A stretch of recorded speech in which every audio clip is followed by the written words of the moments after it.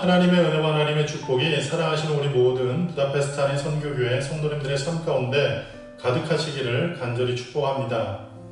우리가 이 세상을 살아가면서 하나님의 그 은혜를 생각할 때 감사하지 않을 수 없는 것은 하나님께서 우리의 삶 가운데 부으신 은혜가 날마다 새롭고 그리고 그 은혜는 너무나 놀라운 것입니다. 우리가 세상을 살아가면서 여러 가지를 바라보며 여러 가지를 꿈꾸며 또 여러 가지를 소망하는 그것이 이 세상이라면 지금 얼마나 절망스러운 일들이 많이 존재하겠습니까? 우리의 삶의 주변을 돌아보면 낙심할 일들이 많고 우리의 삶에 지금 처한 여러 가지 환경들을 생각하면 절망할 수밖에 없을 것입니다. 그러나 우리 하나님께 소망을 두면 그리고 우리 하나님께 우리의 삶의 모든 기쁨의 근원을 두면 그리고 행복의 근원을 두면 변함없으신 하나님의 은혜를 통해 그리고 전지하시고 전능하신 그 하나님의 놀라우신 은혜와 능력을 통해서 날마다 우리의 삶 가운데 변함없는 소망과 변함없는 행복과 변함없는 기쁨이 넘쳐나게 될 것입니다. 그 은혜를 기억하면서 우리가 오늘 예배를 드릴 때에 하나님의 은혜를 마음 가운데 깊이 생각하며 하나님의 그 사랑을 마음 가운데 깊이 생각하며 하나님 앞에 감사하면서 예배를 올려드려야 할 것입니다. 특별히 우리는 2주 동안 온라인 예배를 통해 하나님 앞에 예배를 드리도록 할 것입니다. 특별히 이번 주, 다음 주 온라인 예배로 예배를 드리는 그 동안에 저 바라기는 저와 여러분의 마음 가운데 그리고 삶 가운데 하나님께서 주신 그 은혜를 더욱더 깊이 묵상할 수 있는 귀한 계기 되기를 간절히 축복합니다.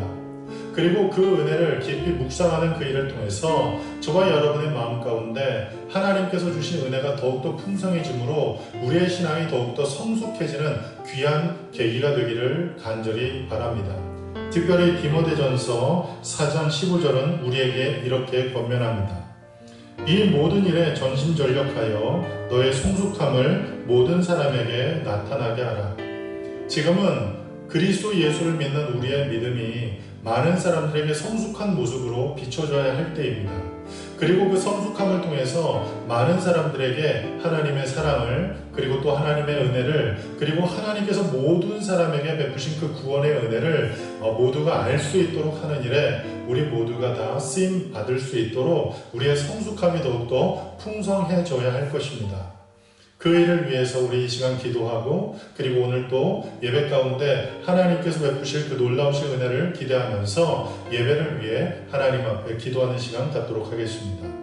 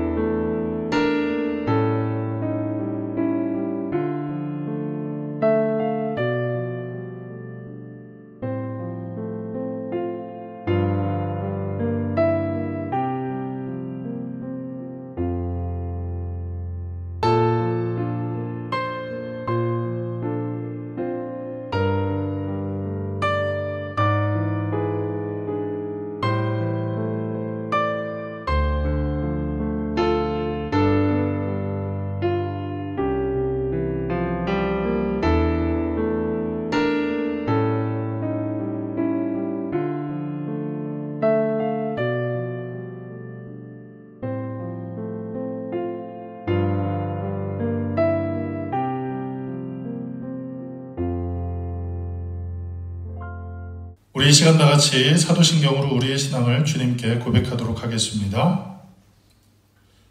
나는 전능하신 아버지 하나님 천지의 창조주를 믿습니다. 나는 그의 유일하신 아들 우리 주 예수 그리스도를 믿습니다. 그는 성령으로 잉태되어 동정녀 마리아에게서 나시고 본디오 빌라도에게 고난을 받아 십자가에 못 박혀 죽으시고 장사된 지 사흘 만에 죽은 자 가운데서 다시 살아나셨으며 하늘에 오르시어 전능하신 아버지 하나님 우편에 앉아 계시다가 거기로부터 살아있는 자와 죽은 자를 심판하러 오십니다.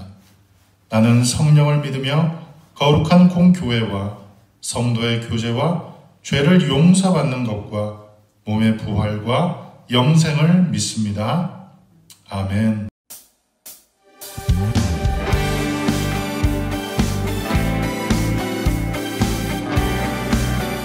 주께서 오늘 우리 가운데 찾아오셔서 우리에게 새 일을 행하실 것을 믿습니다.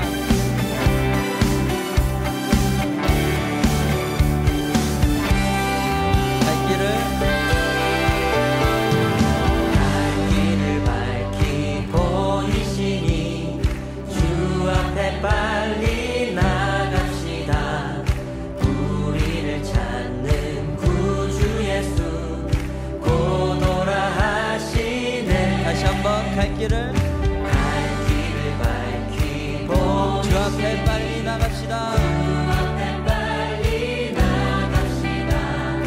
우리를 찾는 구주 예수 곧 오라 하시네. 죄악 벗은 우리 영혼을 기뻐 뛰며 주를 보겠네.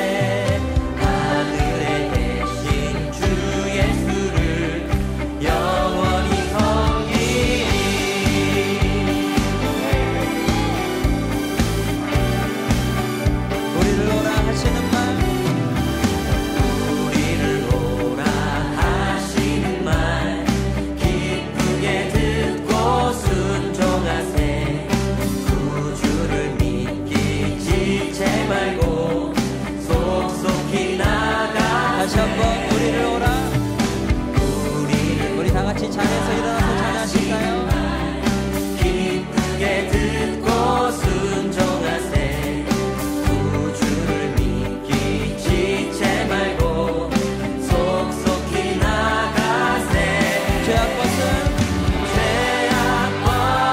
우리 영혼을 기뻐 뛰며 주를 보겠네. 하늘에 계신 주 예수를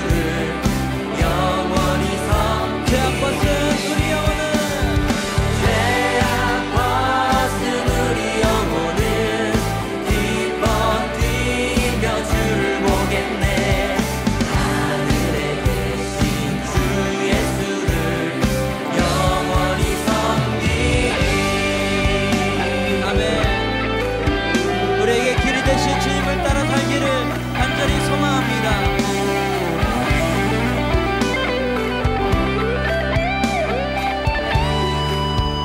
주 오늘 여기 계시오니 주 오늘 여기 계시오니 다 와서 주의 말씀 듣세.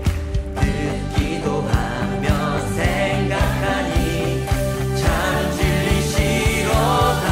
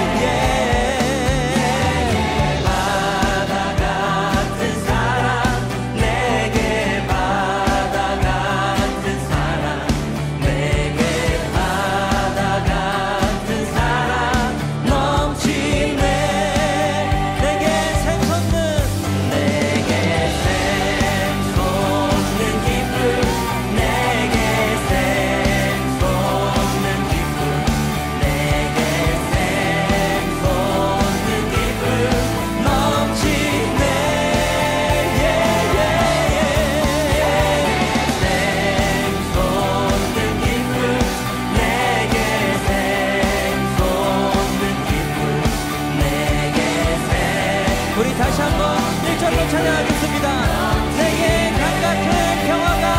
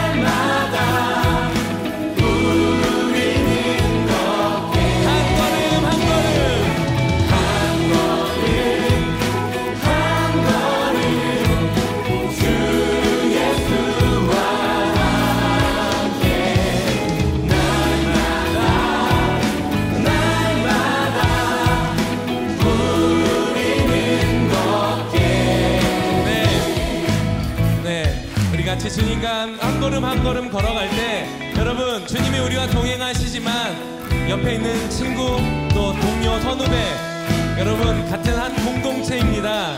우리가 하나의 교회 아니겠습니까? 우리가 주님 바라보고 주님과 함께 나아갈 때 옆에 있는 분들 같이 손잡고 같이 찬양했으면 좋겠습니다. 할렐루야. 여러분을 통해서 이 광주 땅에 주님을 예배하게 될 것입니다. 여러분을 통해서 이 땅에 하나님의 은혜와 사랑을 경험하게 될 것입니다. 할렐루야. 그렇게 우리 같이 손잡고 주님 앞에 다시 한번 이 고백으로 주님 앞에 나가겠습니다. 주와 같이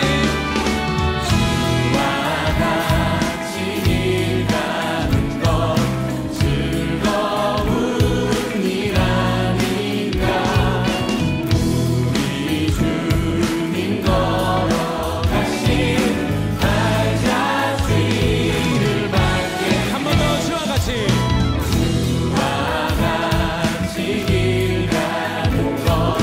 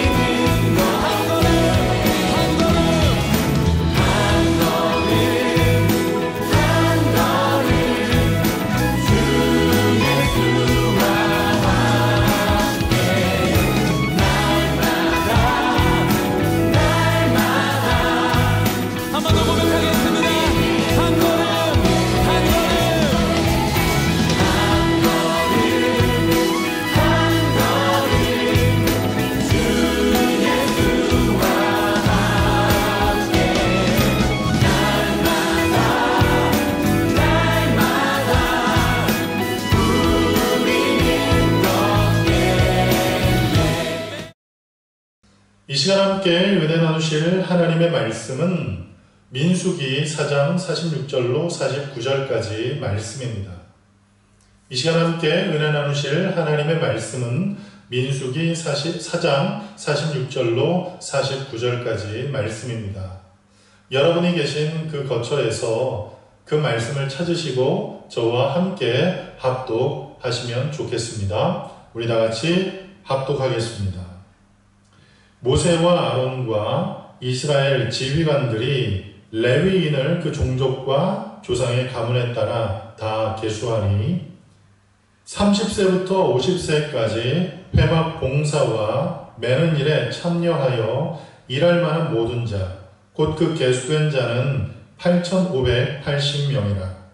그들이 할 일과 짐을 매는 일을 따라 모세에게 계수되었으니 야훼께서 모세에게 명령하신 대로 그들이 계수되었더라. 아멘.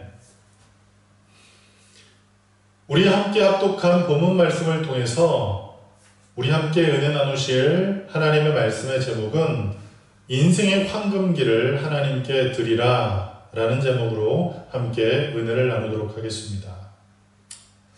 저희 집에는 예전에 이사할 때 그 이사한 것을 축하하기 위해서 한 선교사님 가정에서 선물해 주신 양란 화분이 있습니다. 그런데 이 양란 화분은 참으로 신기하게도 선물을 받은 이후에 꽃이 활짝 폈다가 얼마 안 있다가 꽃이 졌습니다. 그래서 저희가 생각할 때 이제 이 화분은 자기 할 일을 다 했나 보다 라고 생각을 했고 그저 생각날 때 가끔 물을 주는 것이 다였습니다. 그런데 어느 날 꽃대에서 꽃대가 올라오고 그리고 다시금 꽃이 활짝 피는 것이었습니다. 놀라운 사실은 지금까지도 죽은 줄 알았던 줄기에서 꽃대가 올라오고 또 예쁜 양란꽃을 피워 우리에게 기쁨을 주고 있습니다. 저는 식물학자는 아니지만 보통 식물이 자라서 꽃이 피기 위해서는 씨가 뿌려지고 그 뿌려진 씨가 발아하고 그리고 그 발아된 그곳에 줄기가 자라고 그 줄기에서 꽃봉오리가 맺히고 그리고 맺혀진 그 꽃봉오리가 확 터지면서 꽃이 만발하게 되는 것입니다. 그런데 저희 집에 있는 이 양란은 한 번만 꽃을 피고 지는 것이 아니라 여러 번 그리고 계속적으로 화려하고 예쁜 꽃을 피워내고 있습니다. 우리 인생도 이처럼 황금기가 존재할 터인데 우리 인생의 황금기를 통해서 우리를 창조하신 하나님을 기쁘시게 하고 우리의 이웃에게 행복을 주고 또 그 황금기가 단 한 번만 존재하는 것이 아니라 끊임없이 이어지면 얼마나 좋겠습니까? 오늘 이 말씀을 통해서 우리 인생의 황금기를 하나님 앞에 드려야 하는 이유 그리고 그 황금기가 언제인지에 대해서 함께 말씀을 상고해 보도록 하겠습니다. 먼저 우리 인생의 황금기를 하나님 앞에 드려야 하는 이유는 무엇 때문일까요? 많은 사람들은 인간의 기원에 대해서 궁금해합니다. 그리고 그 궁금해하는 것을 해결하기 위해서 많은 학자들이 여러 가지 분야에서 다양한 연구를 통해 인간의 기원에 대해서 밝혀내고 있습니다. 그리고 저마다 다른 의견들을 제시하고 있습니다. 하지만 그러한 그 노력의 결실로 얻어진 것이 안타깝게도 모두가 학설이라는 사실입니다. 이 학설이라는 것은 언젠가 다른 학설의 등장으로 인해서 뒤집어질 수 있고 그리고 또 언젠가는 그 오류가 발견되어 그 연구의 결과 그것이 사장되는 것 그것이 바로 이 학설입니다. 그리고 그 학설을 내기 위해서 많은 학자들이 오랜 시간과 노력 그리고 수많은 자금을 투여해서 얻는 결과 그것이 바로 이 가변적인 유동적인 이 학설이라는 사실입니다. 하지만 인간의 기원에 대해서 성경으로 우리의 시선을 돌리면 창조주 하나님께서 자신의 형상을 따라 흙으로 인간을 빚으시고 그 코에 생기를 불어넣어 비로소 생명이 되었음을 발견할 수 있게 됩니다. 이 사실에 대해서 많은 사람들은 신화적이다 혹은 비이성적이다라는 사실로 인해서 그 사실을 받아들이지 않으려고 하고 있고, 심지어 어떤 경우에는 학교에서 학생들에게 그 사실, 곧 하나님께서 우리 인간을 창조하셨다는 이 창조론을 가르치지 못하도록 하고 있는 것 또한 사실입니다. 하지만 인간들이 연구하고 있는 다양한 학설 또한 학문의 상상력을 기반으로 해서 수많은 시행착오를 거쳐 얻어진 결과, 그것이 바로 학설이고, 그리고 그 학설들은 지속적으로 바뀌고 폐기되고 바뀌고 폐기되고 이런 것들을 반복해 나가는 것, 그것이 바로 학설이라는 사실이에요. 너무나도 명백하고 또 상황과 시대에 따라서 조금도 변하지 않는 이 진리를 세상 사람들은 거부하고 있지만, 예수 그리스도를 통해 구속받아 하나님의 자녀된, 그리고 하나님의 택함 받은 거룩한 백성인 우리들은 이 사실을 확실히 믿고 하나님께서 나를 창조하셨다는 사실을 확실히 믿는 것이 필요합니다. 그리고 그 사실이 우리 마음 가운데 믿어지는 그 일을 통해서 무한하신 하나님의 사랑이 깨달아지고, 또한 하나님께서 창조하신 나라는 존재가 참으로 귀한 존재인 것이 깨달아지게 된다는 사실이죠. 그러면 이렇게 하나님의 걸작품이고 또한 하나님께서 사랑하시는 존재인 내가 이 세상을 살아가는 동안 어떻게 살아야 할지, 그리고 무엇을 위해서 살아야 할지를 고민하는 것이 당연합니다. 그리고 그런 질문에 대해서 하나님의 자녀인 우리는 서슴없이 우리의 삶을, 우리를 창조하신 하나님께 드려야 한다는 결론에 도달해야만 합니다. 창조주 하나님을 위해 사는 삶, 그것은 가장 복 있는 삶입니다. 나를 창조하시고 그리고 죄와 허물로 죽었던 나를 위해서 독생하신 예수 그리스도를 이 땅에 보내시고 그 예수 그리스도를 통해서 우리를 구원하신 그 하나님의 그 은혜 때문에 당연히 우리가 하나님을 섬겨야 하고 우리 인생의 환동기를 하나님 앞에 드려야 한다. 그것이 아니라 하나님의 그 은혜가 깨달아질 때, 그 하나님의 은혜가 우리의 삶 속에 골수에 사무칠 때 우리 인생 가운데 부으신 하나님의 은혜가 너무 감사해서 자원하는 마음으로, 기쁜 마음으로 우리의 삶에 인생의 황금기를 하나님 앞에 드리는 것, 그것이 바로 우리 인생의 참된 행복, 참된 기쁨인 것을 잊지 않기를 간절히 바랍니다. 그러면 그와 같이 우리 인생의 황금기를 하나님 앞에 드리게 될 때 우리 안에 어떤 역사가 나타날까요? 그것은 다름이 아닌 무한한 기쁨이, 그리고 내 안에 풍성한 하나님의 은혜로 말미암아 충만한 역사가 나타나게 됩니다. 특별히 시편 63편 1절부터 7절은 우리에게 이렇게 말씀합니다. 하나님이여, 주는 나의 하나님이시라. 내가 간절히 주를 찾되 물이 없어 마르고 황폐한 땅에서 내 영혼이 주를 갈망하며 내 육체가 주를 앙모하나이다. 내가 주의 권능과 영광을 보기 위하여 이와 같이 성소에서 주를 바라보았나이다. 주의 인자하심이 생명보다 나음으로 내 입술이 주를 찬양할 것이라. 이러므로 나의 평생에 주를 송축하며 주의 이름으로 말미암아 나의 손을 들리이다. 골수와 기름진 것을 먹음과 같이 나의 영혼이 만족할 것이라. 나의 입이 기쁜 입술로 주를 찬송하되 내가 나의 침상에서 주를 기억하며 새벽에 주의 말씀을 작은 소리로 읊조릴 때에 하오리니 주는 나의 도움이 되셨습니다. 내가 주의 날개 그늘에서 즐겁게 부르리이다. 할렐루야. 지금 제가 읽어드린 이 시편의 말씀은 다윗이 그의 장인 사울의 공격을 피해서 유대 광야에서 생활할 때 지었던 시편입니다. 척박한 광야에서 물을 구할 수 없고 그리고 마땅히 누울 수 없는 그 광야에서도 하나님을 생각하면 그 마음 가운데 기쁨이 넘친다고 했습니다.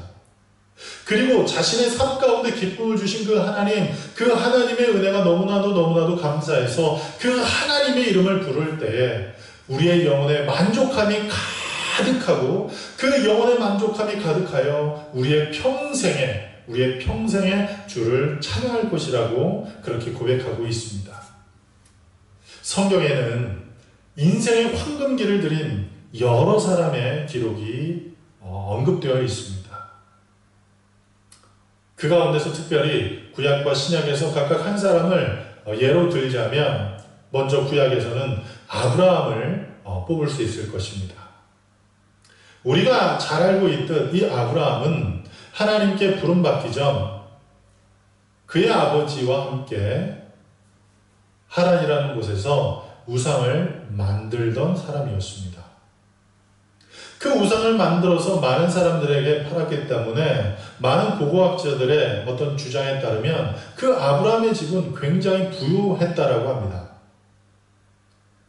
남들에게 손 벌릴 이유도 없고, 그리고 그 부유함을 통해서 무엇이든지 할 수 있는 그 환경이었지만 하나님께서 그에게 찾아오시고 그리고 그를 부르시고 그리고 그를 이끌어내실 그때에 그가 만약 하나님의 그 찾아오셨을 그때에 외면했거나 그 부르실 때 그것을 거부했거나 그리고 그 인도하심을 회피해서 다른 곳으로 갔다면 그는 그저 하란이라는 땅에서 우상을 만들어 팔던 부유한 집 자식, 그것으로 그의 인생은 끝났을 것입니다. 그러나 그의 인생에 찾아오신 하나님, 그 하나님의 그 부르심에 순종하여 그가 믿음 가운데 자신의 본토 친척 아비 집을 떠나 하나님께서 지시할 땅으로 그 발걸음을 옮기고, 비록 그 인생 가운데 괴로운 일이 많고 그리고 하나님의 약속이 더디 이루어지는 것 같은 그러한 순간에서도 하나님께서 주신 꿈, 그리고 하나님께서 붙드시는 그 강한 그 팔로 말미암아 그가 마침내 어떠한 사람이 되었습니까? 자신의 인생의 황금기를 들인 그 아브라함을 하나님께서는 믿음의 조상으로 세우셨음을 우리는 보게 됩니다. 그뿐만 아니라 신약에서도 우리가 한 사람의 예를 들 수 있을 텐데 그 사람은 다름이 아닌 바로 베드로라는 사람입니다. 이 베드로는 우리가 잘 알고 있듯 갈릴리라는 그 해변에서 태어났고 자랐던 사람, 그 사람이 바로 베드로입니다. 특별히 베드로는 그 갈릴리에서 고기를 낚는 어부의 삶으로 자신의 가족들의 생계를 책임지던 사람이었습니다. 그런데 어느 날 그에게 예수님께서 찾아오셨습니다. 그리고 그 예수님께서 그를 부르셨습니다. 그리고 그 예수님께서 그를 이끄셨습니다. 그런데 만약 그에게 찾아오신 그 예수님을 거부했고 그리고 그 예수님의 그 부르심에 응답하지 않았고 그리고 그 예수님의 인도하심을 회피했다면 그는 그저 갈릴리에 있던 어부로서 가족의 생계를 책임지던 한 어부로서 그의 삶을 마감했을 것입니다. 그러나 그 무명의 삶으로 끝날 수 있었던 그 베드로가 예수 그리스도의 부르심에 따라 자기에게 있는 모든 소유를 다 버려두고 그물도 버리고 배도 버리고 자신에게 있는 모든 소유를 버리고 예수 그리스도를 따라 자신의 인생의 황금기를 들였을 때에 예수님께서는 그를 수제자라 칭해 주셨습니다. 그리고 그에게 복 있는 사람이라 말씀해 주셨습니다. 이와 같이 자신의 인생의 황금기를 하나님 앞에 드렸던 사람들이 성경에는 많이 기록되어 있습니다. 왜 그와 같은 삶을 살아야 했을까요? 그리고 우리 인생의 황금기를 왜 하나님 앞에 드려야 할까요? 그 이유에 대해서 여러 가지 이야기가 있지만 우리 인생은 이 땅에 태어나서 한 번 죽는 것으로 끝을 맺는 삶입니다. 두 번의 삶이 없습니다. 한 번 태어나서 한 번 죽는 것으로 그것으로 끝을 내는 것, 그것이 바로 우리 인생입니다. 그 우리의 인생을 세상을 위해서 그리고 나의 만족 그리고 나의 욕심을 위해서 세상을 살기보다는 나를 창조하신 그리고 나의 삶을 위해서 놀라운 것을 예비하신 그리고 그것을 이루시기 위해서 지금도 나와 함께 일하시고 계시는 그 하나님을 위해서 우리 인생의 황금기를 드리는 것, 그것은 참으로 복된 삶일 수 있습니다. 특별히 인생의 모든 것을 얻고 모든 것을 누렸던 한 사람 솔로몬이 자신의 삶을 회고하며 모든 사람들에게 권면했던 내용이 전도서 12장 1절부터 2절에 기록되어 있습니다. 우리 전도서 12장 1절, 2절 그 말씀을 보면 이렇게 기록됩니다. 너는 청년의 때에 너의 창조주를 기억하라. 곧 곤고한 날이 이르기 전에 나는 아무 낙이 없다고 할 해들이 가깝기 전에 해와 빛과 달과 별들이 어둡기 전에 비 뒤에 구름이 다시 일어나기 전에 그리하라. 아멘. 솔로몬이 우리에게 권면하는 것은 무엇입니까? 인생에는 반드시 허무해질 때가 온다는 사실입니다. 인생의 황혼기가 지나갈 때가 있다는 사실입니다. 인생의 황혼기가 지나가기 전, 곤고한 날이 오기 전 우리 인생의 황금기 때에 우리의 삶에 창조주를 기억하고 그 창조주 하나님께 우리의 삶을 헌신할 것을 권면하고 있는 것입니다. 인간은 무엇인가를 위해서 살게 됩니다. 각자의 꿈이 있고 또 인생의 목표가 존재합니다. 그런데 그러한 꿈과 목표를 상실했거나 또한 어떠한 이유로 인해서 이룰 수 없다는 절망을 경험할 때, 그리고 그 누군가로부터 자신이 갖고 있는 꿈, 그리고 자신이 갖고 있는 그 목표를 거부당하면 상실감으로 인해서 극단적인 선택을 하게 됩니다. 여러분, 무엇을 위해서 사시겠습니까? 그리고 나의 이 귀한 그 인생을 무엇을 위해서, 무엇을 얻기 위해서, 그리고 무엇을 드리기 위해서 사시겠습니까? 우리는 우리를 창조하신 하나님께 우리 인생의 황금기를 기쁨으로 드려야 할 것입니다. 그러면 우리 인생에 이런 질문이 생기게 될 겁니다. 내 인생의 황금기를 하나님 앞에 드리려고 할 때, 그러면 내 인생의 황금기는 과연 언제인가 하는 문제입니다. 여러분, 우리 인생의 황금기는 언제일까요? 오늘 우리가 읽은 이 성경의 본문을 보면 하나님의 성막에서 봉사할 만한 사람들, 그 사람들을 선별할 때 연령의 제한을 둡니다. 그 연령의 제한이 30세부터 50세라 했습니다. 그런데 여기 성경에 기록되어 있는 것처럼 인생의 황금기가 꼭 30세부터 50세 사이가 아님을 우리는 성경의 여러 예를 통해서 알게 됩니다. 하나님께서는 나이를 불문하고 사람들을 선택하시고 그리고 하나님의 영광을 위해서 그 사람을 사용하시는 것을 보게 됩니다. 특별히 모세를 기억해 봅시다. 이 모세는 40세까지 유능한 그리고 혈기왕성한 삶을 살았었습니다. 애굽의 왕궁에서 많은 것을 배웠으므로 그는 굉장히 유능한 사람이었습니다.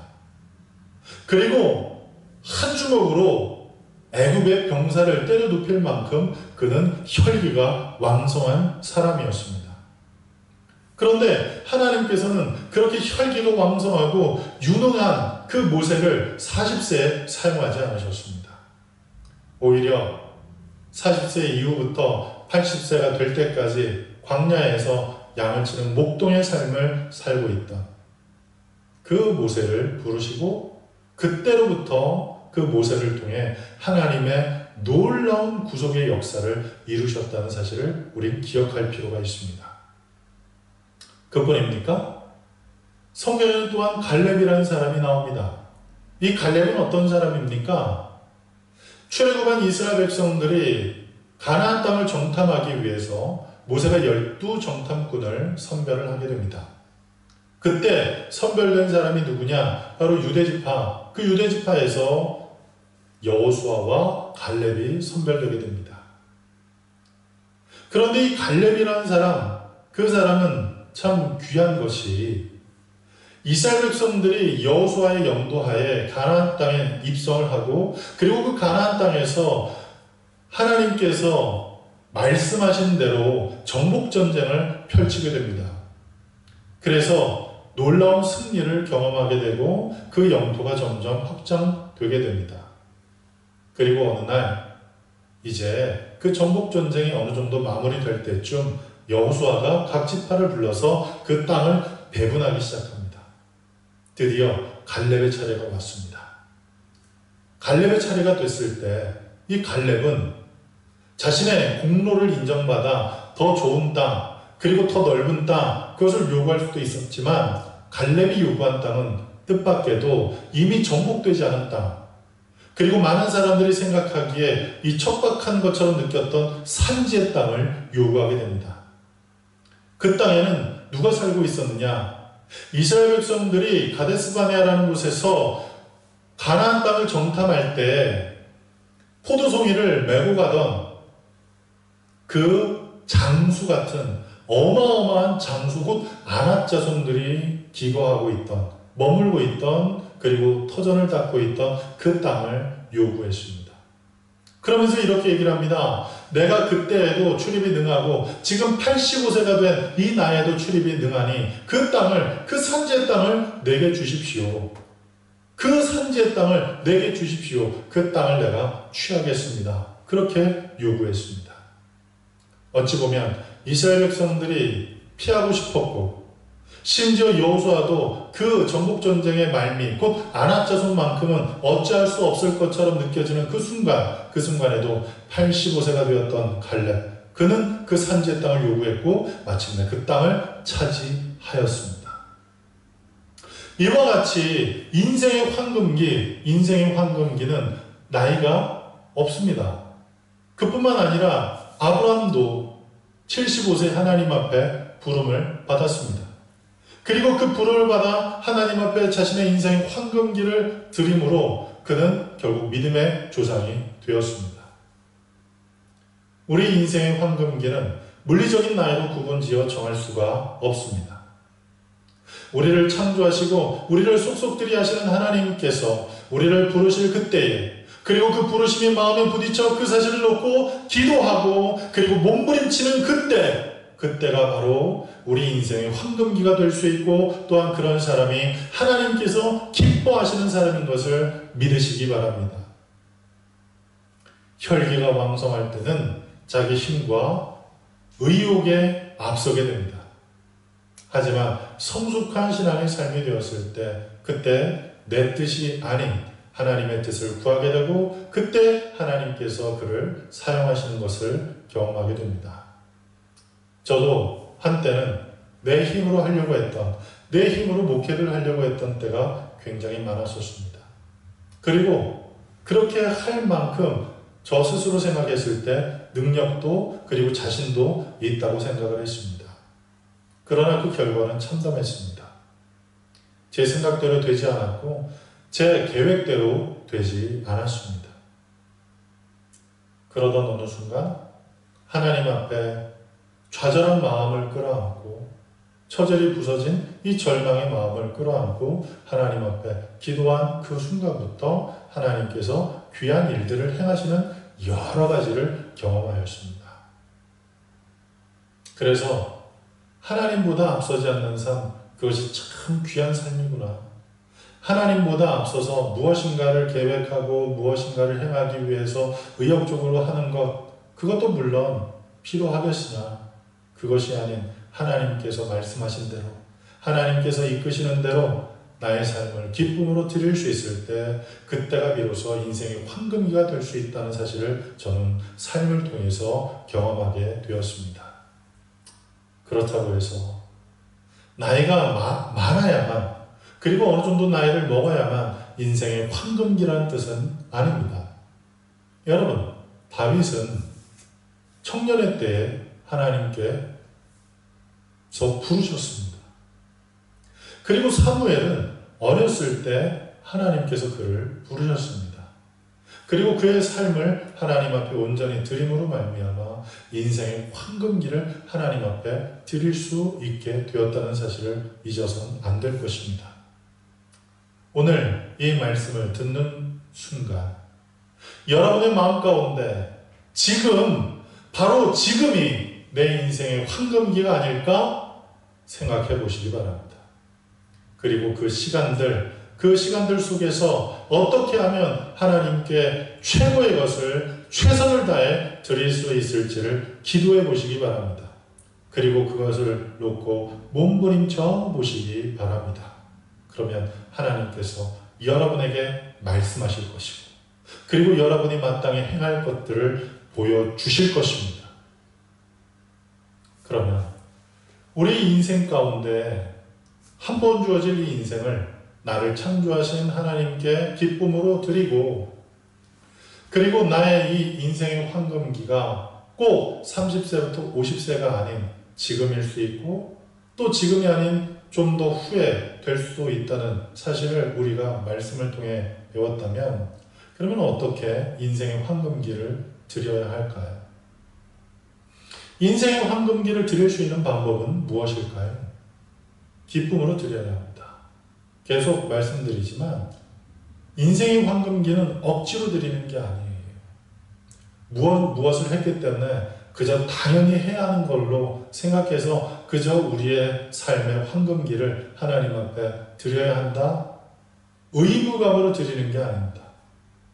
인생의 황금기는 자원하는 마음으로 드리는 겁니다. 그리고 그렇게 자원하는 마음으로 드릴 때 우리 안에 기쁨이 넘쳐나게 됩니다. 그런데 여러분, 이 자원하는 마음은요, 언제 생길까요?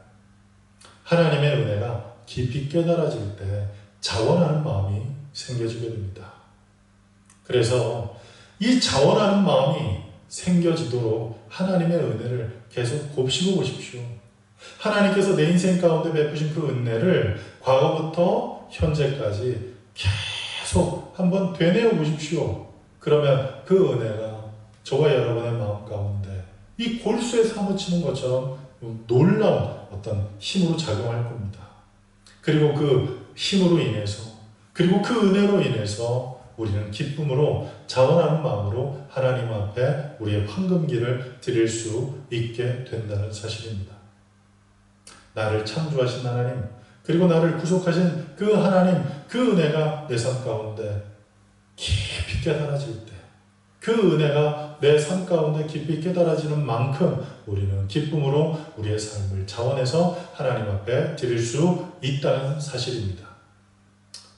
그리고 우리는 어떤 모습으로 우리의 인생의 황금기를 하나님 앞에 드릴 수 있을까요? 하나님 앞에 우리의 삶을 드릴 때 다른 사람이 어떤 강요에 의해서가 아닌 내 마음 가운데 즐거움으로 하나님 앞에 우리의 이 황금기를 드려야 합니다. 특별히 출애굽기 35장 21절 말씀에 마음이 감동된 모든 자와 자원하는 모든 자가 와서 회막을 짓기 위하여 그 속에서 쓸 모든 것을 위하여 거룩한 옷을 위하여 예물을 가져다가 야훼께 드렸으니. 아멘. 하나님의 성막을 모세를 통해 지으라고 하나님께서 명령하셨습니다. 그 명령에 백성들이 순종하는 모습, 그 순종하는 모습은 억지로 하는 것이 아니었습니다. 그리고 마음의 부담을 가지고 그 일을 감당한 게 아닙니다. 오히려 감동된 대로, 그 감동되었기 때문에 자원하는 마음으로, 즐거운 마음으로, 헌신하는 마음으로 하나님의 성막을 짓는 일에 모두가 자신의 소유, 각각의 달란트를 총동원해서 기쁨으로 성막을 지었다는 사실입니다. 그리고 우리가 우리 인생의 황금기를 드리기 위해서 믿음으로 드려야 합니다. 믿음이 없이는 하나님을 기쁘시게 할 수가 없습니다. 아브라함이 하나님께 자신의 삶을, 자신의 황금기를 드린 방법은 믿음이었습니다. 창세기 15장 6절 말씀에 보면 아브라함이 야훼를 믿으니 야훼께서 이를 그의 의로 여기셨다라고 말씀합니다. 마찬가지로 베드로도 자신의 삶의 황금기를 믿음으로 하나님께 드렸습니다. 자신의 모든 것을 버릴 수 있는 것, 그것은 믿음의 결단이었고 그 믿음의 결단을 통해서 예수님을 따를 수 있었습니다. 우리가 인생을 살아가면서 우리 인생의 황금기를 드리기 위해서 결단을 합니다. 그런데 그 결단은, 인간적인 의욕이 앞선 그 결단은 언젠가는 그 인간적인 의욕 때문에 흔들릴 때가 온다는 사실입니다. 그리고 인간이 가지고 있는 여러 가지 연약함 때문에 흔들리게 된다는 사실입니다. 자신의 능력의 한계, 그리고 자신의 나이의 한계 등 여러 가지 한계로 인해서 결국 우리가 결단한 그 헌신의 마음이 흔들리게 된다는 사실입니다. 뿐만 아니라 사단은 우리가 우리의 인생 황금기를 하나님께 드리는 것을 결코 달가워하지 않습니다. 사단은 그것을 결코 좋아하지 않습니다. 그래서 우리가 우리의 인생의 황금기를 하나님 앞에 드리는 것을 어떤 방법으로든 어떤 교묘한 술책을 써서라도 그 모든 것을 저지하고 싶어하는 것, 그것이 바로 사단입니다. 그렇기 때문에 우리 인생의 황금기를 드리기 위해서는 무엇이 필요합니까? 믿음이 필요합니다. 믿음을 통해서 사단의 공격을 이기고, 그리고 믿음을 통해서 우리의 흔들리는 그 삶의 마음을 다잡고 우리에게 주신 하나님의 은혜를 깊이 묵상하면서 하나님 앞에 우리 인생의 황금기를 즐거운 마음으로 드려야 할 것입니다. 사랑하는 성도 여러분, 우리가 인생을 살아가면서 우리의 인생의 황금기는 딱 한 번이라고 저는 생각하지 않습니다. 우리의 인생의 황금기는 지금 그리고 앞으로도 수없이 많이 우리 인생 가운데 주어지게 될 것입니다. 그런데 어떤 사람들은 그 인생의 황금기를 하나님 앞에 드리지 않고 자기를 위해서 혹은 세상을 위해서 사용하는 사람이 있는가 하면, 비록 여러분의 황금기는 존재하지 않지만 딱 한 번의 황금기라도 자신의 삶을 하나님 앞에 드렸던 많은 성경의 인물 혹은 믿음의 선조들의 그 삶을 우리가 기억하면서 우리의 삶 가운데 주어진 인생의 황금기, 그리고 앞으로 얼마나 더 많은 그 인생의 황금기가 주어질지 모르지만 그 주어지는 순간순간마다 하나님 앞에 우리의 인생의 황금기를 드림으로 말미암아 하나님 앞에 귀하게 쓰임받는 그 사실로 인해서 마음 가운데 행복이 가득한 인생을 사실 수 있는 복된 성도님들 되기를 간절히 축복합니다. 다 같이 기도하겠습니다. 사랑하시는 하나님, 은혜와 사랑을 감사합니다.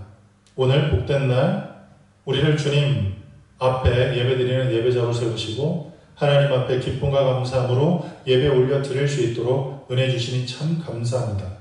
우리가 하나님 앞에 우리의 삶을 다해 하나님을 예배하며 하나님을 높일 때 우리 인생에 생명을 주신, 그리고 우리 인생에 여러 가지 달란트를 주신, 그리고 우리 인생 가운데 여러 가지 재화와 누릴 수 있는 모든 것을 주신 하나님의 그 은혜를 깊이 생각하면서 우리 인생 가운데 주어진 그 황금기를 하나님의 영광을 위해 사는, 그리고 하나님의 거룩한 뜻을 드러내는 일에 쓰임받고 사는 귀한 인생 되고자 결단하며 그 결단이 흔들리지 않고 우리 인생 가운데 구체적으로 드러낼 수 있는 귀한 인생 우리 모두가 살아가게 도와주시옵소서. 그래서 그 인생을 통해 하나님 앞에 칭찬받고 그 인생을 통해 하나님 앞에 인정받는 복된 삶이 우리 안에 열려지게 도와주옵소서.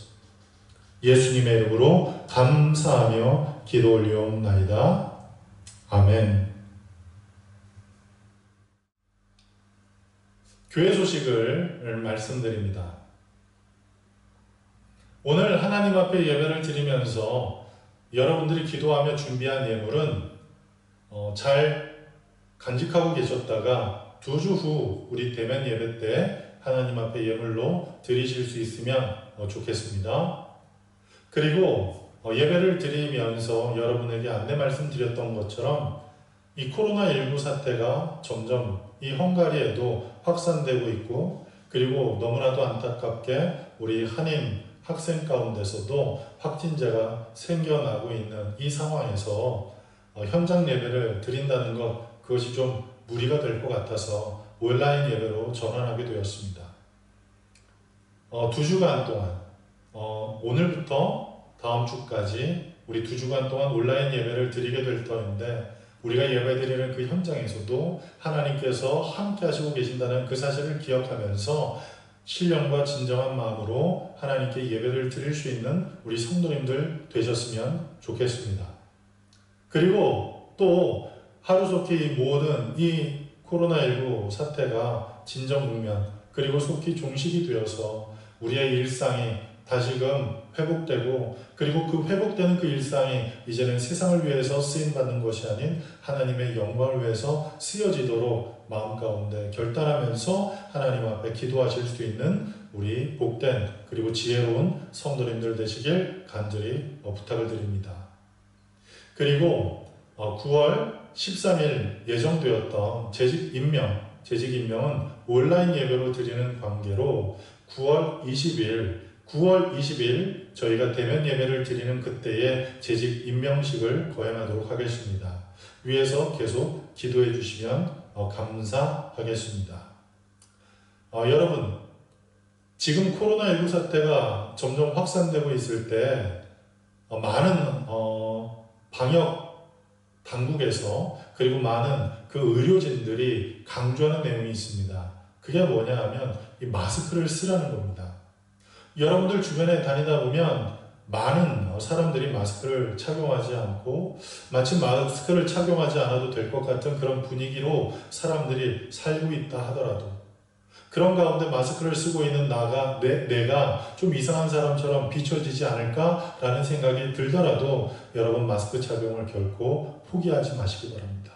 꼭 마스크 착용하시고, 그리고 꼭 손 소독하는 것 잊지 마시고, 그리고 하실 수 있는 대로 사회적 거리를 꼭 유지하며 늘 안전하게 그리고 늘 건강하게 매일매일 승리할 수 있는 우리 성도님들 되시길 간절히 바랍니다. 이제 드린 예물 위해서 기도하고 그리고 축도함으로 예배 마치도록 하겠습니다. 사랑하시는 하나님, 은혜와 사랑을 감사합니다. 하나님 사랑하신 그 은혜, 그 축복에 감사하며 우리 귀한 백성들이 하나님 앞에 예배를 드리며 귀한 예물 준비해서 하나님 앞에 드립니다. 하나님 앞에 기쁨으로 감사함으로 드린 예물 흠량하시고 하나님의 축복과 은혜가 늘 우리 안에 충만하고, 그리고 드려진 이 예물이 쓰여지는 곳곳마다 모든 착한 일을 더욱 넘치도록 예수님의 이름으로 감당하는 일에 쓰여지게 도와주시옵소서.